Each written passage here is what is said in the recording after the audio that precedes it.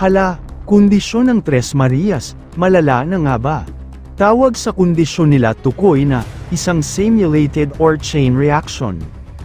Isang kondisyon na nangyayari sa magkakapatid na ibig sabihin ay na-adopt nila ito simula bata pa. Nananiwala sila na ang mga nasa paligid nila, ay hindi nila pwedeng kausapin. Basta may ibang tao na ganito sila? Opo. Kahit sinong tao, kahit hindi kami? Opo.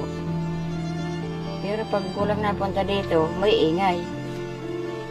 Anong klaseng may ingay po? Nag-uusap sila? Hindi nagtatawanan. Ilang apat. Starbucks? Oo. Hindi na kailangan. O sige, kain kayo. Ayaw naman. Dali, kain. Hindi yan. O si Chris ang una. O Chris, subuhan kita Chris ha. Kaya tigat O sige na, kagat. Kagat. Sige na.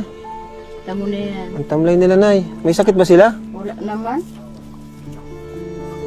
Hawakan mo.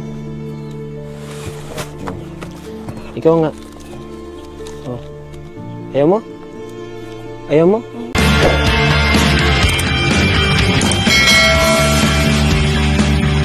Hala, kondisyon ng Tres Marias, malala na nga ba?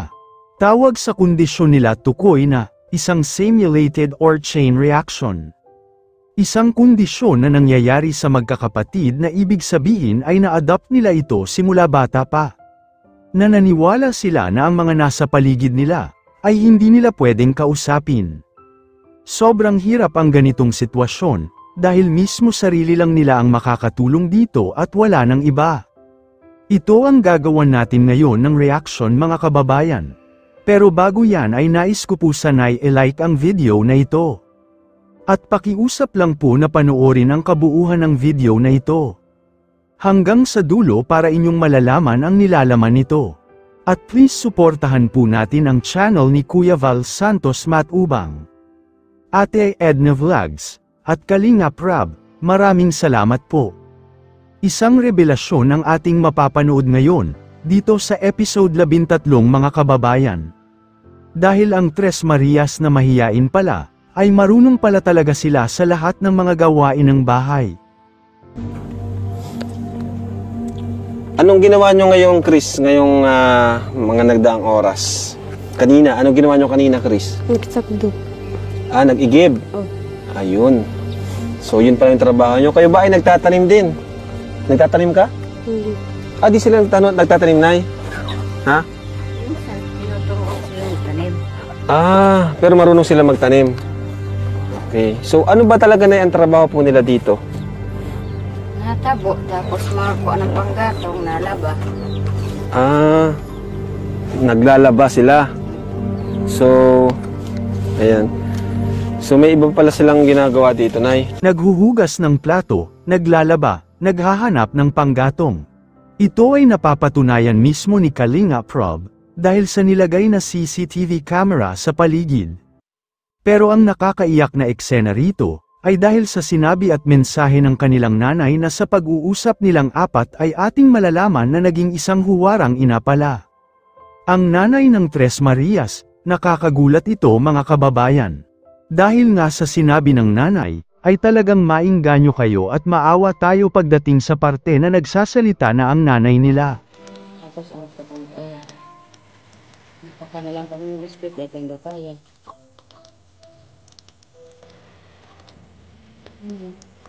Di yan, na kayo po. Para makagat kayan. Maraot baga makagat ang biskuit. Pero binabali, wala lang yung ang nag-ibisin ng tao.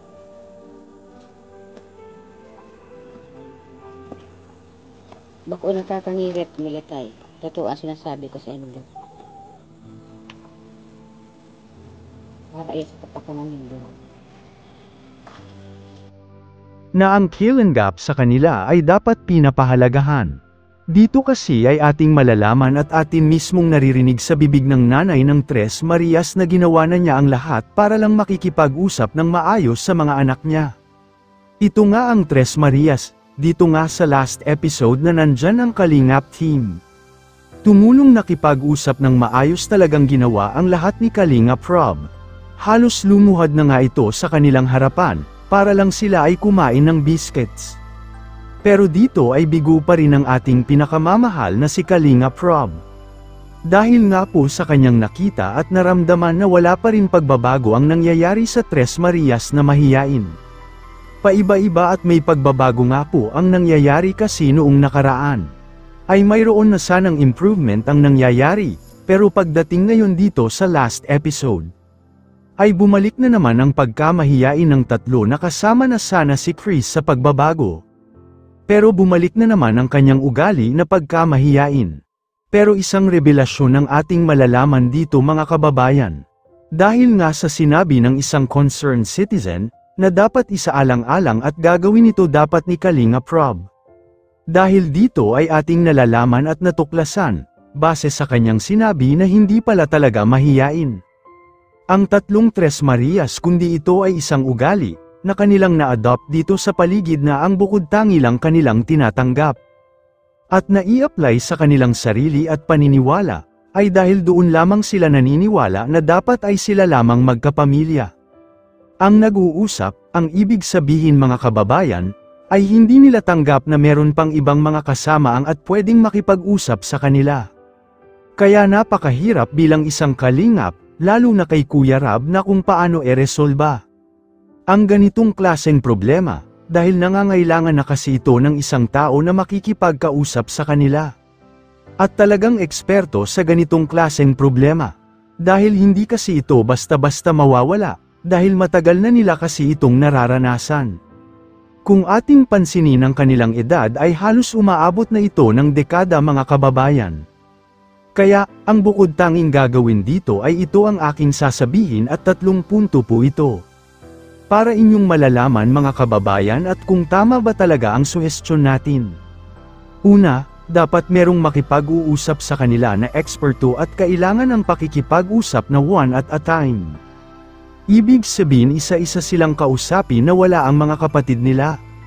O kahit ang nanay nito, mahirap kasi sa isang bata pa lamang sila. At sobra hirap ang pagpapaintindi, kapag may mga kasama ito. Ang pwedeng nandoon, pangalawa, dapat ay isang espesyalista o kailangan eksperto talaga ang makikipag-usap sa kanila. Yung nag-aaral kung baga pagdating sa isang counseling of pagdating dito sa ganitong klaseng sitwasyon. O kondisyon na meron ang Tres Marias, pangatlo, ay sana ito ay isa sa pinakamahirap na gagawin ni Kalingap Rob dahil kung ating gagawin, ito ay napakasuntok sa buwan siguro. Ito ay mangyayari dahil pwede itong magbago ang pagkamahiyain ng Tres Marias. Kung sila ay kasama sa bawat lakad o kasama ito sa ibang nakikipag-usap dito. At sa ibang bahay mga kababayan, halimbawa na lamang kung dadalhin nga sila sa ibang bahay ni Kalingap Rob. At doon maraming tao at maraming makipag-usap sa kanila. Siguro yun na yung panahon para magbago talaga ang kanilang ugali, katangian, at ang paniniwala nila na sila lang po ang nakakaalam. Dito ay ating mapagtanto na tama po pa talaga ang concerned citizen na nagsasabi na sana ito ang gagawin ng Kalingap pero team. Sa ngayon kasi sa sobrang busy ni Kalingap Rob, ay hindi pa niya ito magagawa dahil marami pa po siyang benepisyari na katulad ng Tres Marias na kanyang tinutulungan. Masakit man isipin mga kababayan na ganito po ang nangyayari. At paniniwala ng mga viewers at supporters, pero ganito lang po talaga sila at talagang hindi po nila sinasadya ito. Na ganito po kung paano sila nakikipagsalamuhan ng tao. Hindi ibig sabihin na sila ay mahiyain ay hanggang doon na lamang ito.